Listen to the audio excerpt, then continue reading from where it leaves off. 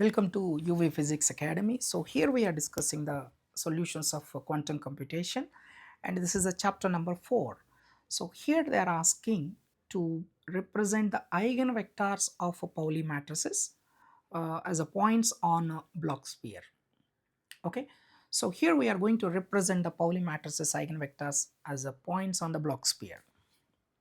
First, let me write these eigenvectors. Okay, so these are the eigenvectors. I hope you know we have already derived in the chapter number 2. Okay, so first let me describe how to represent a general point on the Bloch sphere.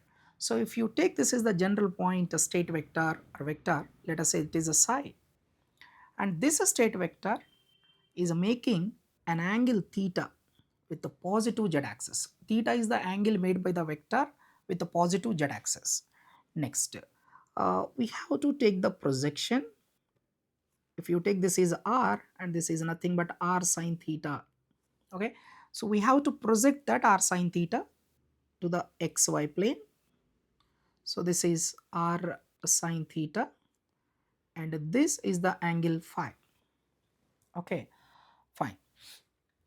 That r sine theta is the perpendicular distance between z and the state vector. We have to project that in the xy plane to get the angle phi. So phi is the angle between the projection and the positive x-axis. Okay. Now I'm going to write the general representation of a point on the Bloch sphere. So generally any point on the Bloch sphere we can write it as psi equal to cos theta by 2 e raised to I phi sine theta by 2. So here we are going to assign theta and phi values to the eigenvectors. I will discuss in two different ways. First let me assign theta and phi to the corresponding eigenvectors. So if you see carefully here 1 by root 2 we need. So cos pi by 4 and psi pi by 4 we need. So that's why I am taking a theta equal to 90 degrees. And there is no phase difference, that's why for the second one, that's why I'm taking a phi is a 0. And if you come to the second one, so same theta is a pi by 2, you take it and substitute, you will get 1 over root 2, 1 over root 2. But the second term is having some minus a phase, so that's why I'm taking this phi as pi. E raised to I pi is minus 1, e raised to I pi is minus 1. Okay, so that's it, and we can represent this point as pi by 2 comma 0, and the next one is pi by 2 comma pi. Right, so next come to the y matrix. So this is the eigenvector 1 over root 2 1 I. So we need to get 1 over 2 1 over 2. So the same theta equal to pi by 2, and but this time phi we need I. So that's why here we can write e raised to I pi by 2, which is nothing but I. So phi is also pi by 2. Next come to the y down matrix, that means y negative side.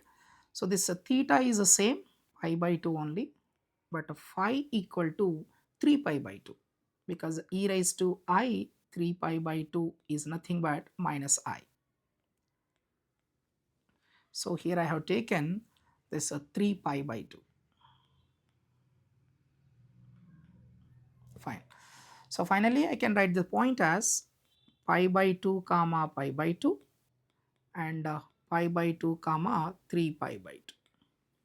Next come to this Pauli Z matrix, and here we have 1 comma 0, 1 0.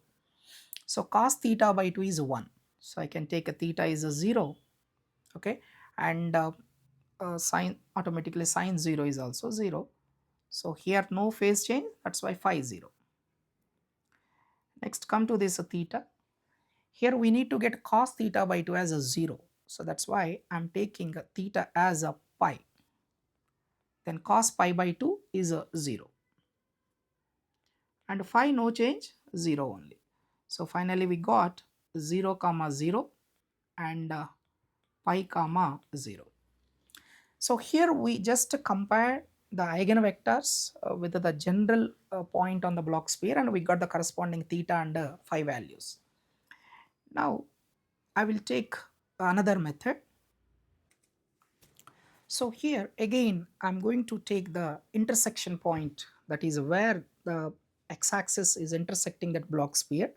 So if I take along a positive side, so I can take this one, okay, so that is x substrate 1 over root 2 1 1. So for this point, if you see theta value, so theta is nothing but the angle between the position vector or state vector with the positive z axis. So I think here it is a pi by 2 angle between z and x axis, and a phi.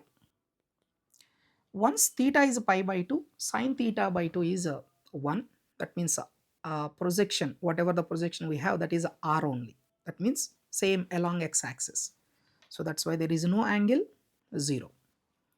Next, if I take along a negative x axis, so this time also theta equal to 90 degrees, because angle between z and x axis. And what about phi? Phi is the angle made by the projection with the positive x axis. So that's why we have to take this angle, so which is nothing but pi. Now come to this y, that means Pauli y matrix, and this is the along a positive y axis intersection point, and theta, no doubt this is a pi by 2 only, angle between y and z axis. And what about phi? Phi is the angle between projection and the positive x axis. I think this angle is also 90 degrees. Next one, if you take along a negative x axis, that's the point, and for this theta equal to same 90 degrees only, because the angle between y negative y axis and the positive z axis.